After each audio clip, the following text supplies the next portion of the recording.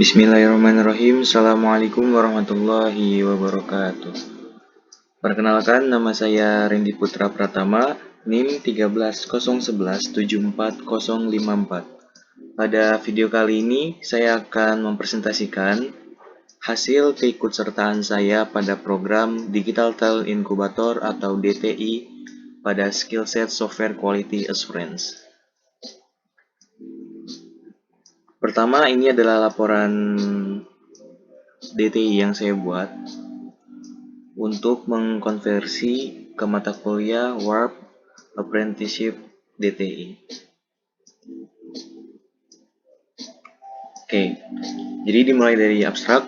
Digital Talent Incubator merupakan rangkaian kegiatan yang diadakan oleh Telkom Indonesia untuk mempersiapkan tenaga kerjanya yang baru. Terdapat beberapa skill set yang diajarkan pada Digital Talent Incubator, salah satunya Software Quality Assurance. Software Quality Assurance adalah proses penjaminan mutu produk perangkat lunak agar menghasilkan produk yang benar dan sesuai kebutuhan. Pada kegiatan Digital Talent Incubator ini, penulis laksanakan secara daring sejak tanggal 12 September 2020 sampai dengan 19 Desember 2020. Tugas dan proyek yang telah diselesaikan penulis yaitu membuat video atau penjelasan tentang materi yang diberikan, mengerjakan unit testing tentang program sederhana Pythagoras, mengerjakan performance testing pada Bitnami model, menggunakan Gmeter, mengerjakan automation testing pada digiclinic.id menggunakan Selenium dan Jira untuk kolaborasi. Baik, langsung saja saya tampilkan hasil-hasil proyek yang telah dibuat. Yang pertama itu adalah unit testing pada program sederhana Pythagoras. Di sini setiap proyek dikerjakan secara berkelompok dan pada proyek pertama ini saya berkelompok berjumlah 5 orang.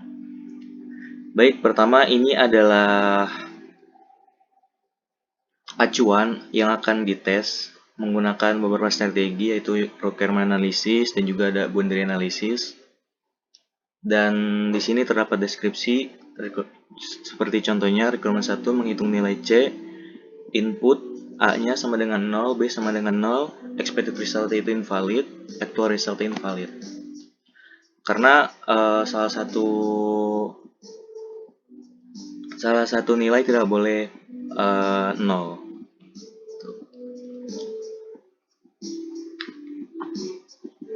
Baik, langsung saja ini adalah programnya.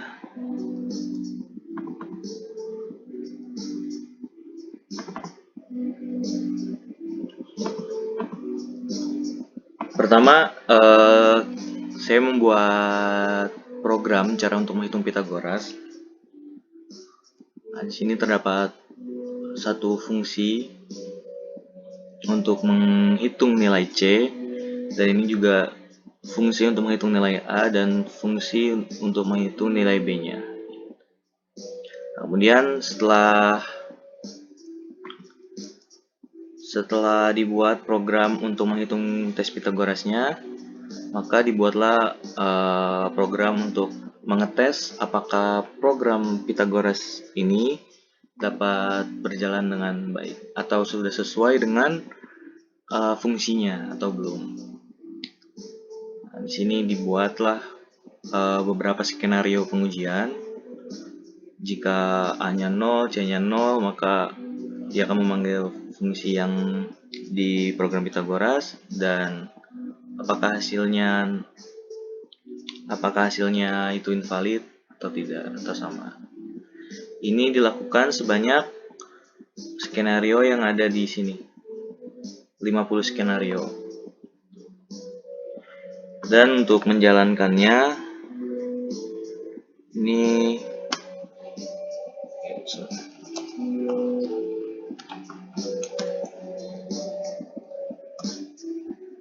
nah, untuk melihat apakah unit testing berhasil atau tidak, kita menggunakan sintak berikut ini dan dihasilkan 50/50 100%. Oke, 50 tes, 50 assertion yang artinya tes Pythagoras ini berhasil atau dari 50 requirement ini menghasilkan actual resultnya itu sama dengan expected resultnya. Itu adalah project pertama pada DTI. Kemudian project kedua adalah performance testing. Performance testing yang dilakukan pada Bitnami model. Dan pada project kedua kali ini saya berkelompok dengan tiga orang, yaitu dengan Muhammad Novel Rabbani dan juga Yuda. Oke, jadi pada project 2 ini kami ditugaskan untuk melihat seberapa baik performansi dari model yang dari produk Bitnami. Dan ini adalah beberapa page yang kami coba. Ada view calendar page, add new event, add private file, add profile, edit profile, change password. Kemudian pada server B-nya ada course page, course manage, course custom field, new course, restore course. Kemudian pada server C-nya itu ada login page, logout page, view profile page, view grade page, switch role page. Nah, ini hasil pengujiannya bisa dilihat. Jadi pada tugas kali ini atau project kali ini itu kita ditugaskan untuk melihat CPU usage seperti apa pada view calendar page, kemudian memory usage, disk usage, network, dan lainnya. Pada performance testing kali ini kami menggunakan tools yang bernama Gmeter untuk mengetes program Bitnami model tersebut. Sampai pada kesimpulannya dengan beban sebesar 100 user, rata-rata penggunaan memori atau RAM untuk 100 user adalah sebesar 125,5 MB. Hal ini didapat dengan melakukan pengurangan terhadap rata-rata memori atau RAM sebelum diberi beban dan rata-rata memori atau RAM setelah diberi beban 10 user. Dengan penjabaran setiap server adalah server A 60,5 megabit, server B 250,2 MB, dan server C 66 MB. Kemudian rata-rata respon time server 4,241 milisecond. Untuk user mengakses halaman hingga halaman berhasil ditampilkan secara keseluruhan. Angka ini dipengaruhi oleh jumlah inti CPU, clock speed CPU, serta kecepatan disk dalam read or write. Dengan penjabaran rata-rata respon time, setiap servernya adalah server A 5,6, server B 5,6, server C 7,1. Connect time average atau rata-rata waktu yang diperlukan untuk membuat koneksi ke server adalah sebesar 4,032 milisecond atau sekitar 0,04 detik. Sedangkan latency average atau rata-rata waktu yang diperlukan untuk server untuk menerima request dari user adalah sebesar 2594,57 milisecond atau sekitar 2,59 detik. Hal ini dipengaruhi oleh network adapter yang terpasang pada server production sesuai dengan yang tertera pada poin pertama, spesifikasi server, dan kondisi jaringan ketika pengujian sedang berlangsung. Dengan penjabaran rata-rata setiap servernya sebagai berikut. Server A, connect time average-nya 3,24 milisecond, latensi 1231,58 milisecond. Server B, connect time average 7,75 milisecond, latensi 4663,8 milisecond. Server C, connect time average 1,106 milisecond, latensi 188,32 milisecond. Server A menggunakan spesifikasi per se karena server A dapat kesalahan teknis. Ini adalah hasil dari project 2 program DTI, Software Quality Assurance. Kemudian pada project 3 saya membuat automation testing menggunakan Selenium pada digiclinic.id. Sebelum automation testing, saya membuat test plan untuk digiclinic.id. Dan ya kembali, pada project 3 kali ini saya mengerjakan projectnya secara berkelompok dengan 3 orang, yaitu dengan saya sendiri, ada Ariulan dan Hendro. Jadi pada test plan digiclinic.id dijelaskan apa saja functional requirement yang akan dites, apa saja functional requirement yang tidak akan dites atau out of scope. Kemudian ada quality objective,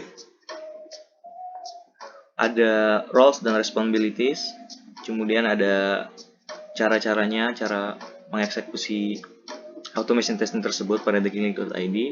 Kemudian ada kriteria ketika selesai dijalankan tesnya. Kemudian juga terdapat dokumen-dokumen test case, test monitoring, test reporting, dan sebagainya pada Excel kali ini.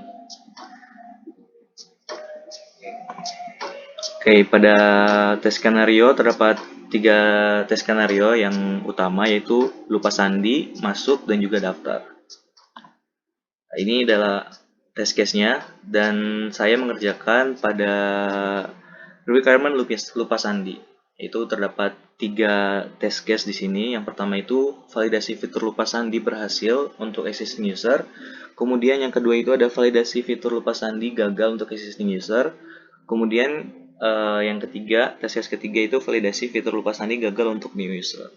Langkah-langkah yang dilakukan sama, yaitu halaman utama dari Clinic.id, klik fitur masuk, pop-up masuk di Clinic.id, klik fitur lupa sandi, masukkan email, klik button lupa sandi. Kemudian ini ada tes datanya, disesuaikan dengan berbagai skenario yang dijalankan.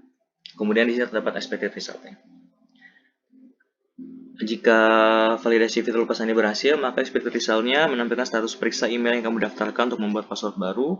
Kemudian jika skenario lupa sandi gagal untuk existing user, menampilkan status error format dan memberikan arahan please enter in email address pada kolom email. Kemudian jika gagal untuk new user, maka expected result-nya akan menampilkan the email contents is not found. Ya, langsung saja ke Jira Software untuk melihat hasil dari automation testing, karena hasilnya dilaporkan melalui Jira. Ini punya saya. Oke, ini as user I want to able to lupa sandi. Ini ada skenario pertama. Yang pertama itu sudah dijelaskan, untuk fitur lupa sandi berhasil untuk existing user. Ini ada beberapa stepnya dan expected result-nya. Skenario 2 pun sama, fitur step dan expected step-nya. Skenario 2 ini untuk fitur lupa sandi gagal untuk existing user.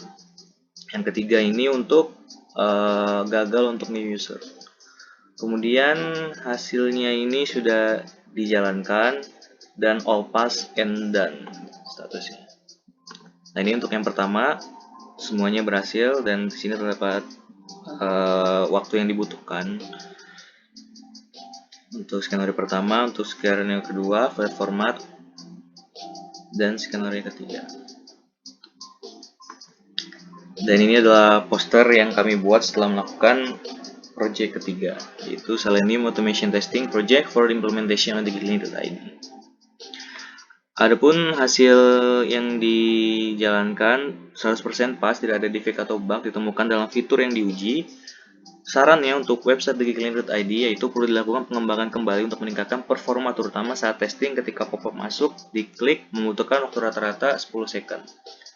Nah, yaitu pada ini, user klik fitur sandi ini 11 second, ini 10 second, dan ini 9 second, rata-rata diambil rata-rata 10 second. Website perlu dilakukan evaluasi UI UX untuk meningkatkan kenyamanan penggunaan dalam menggunakan website. Oke, baik, ini adalah hasil dari project ketiga DTI pada skillset software quality assurance.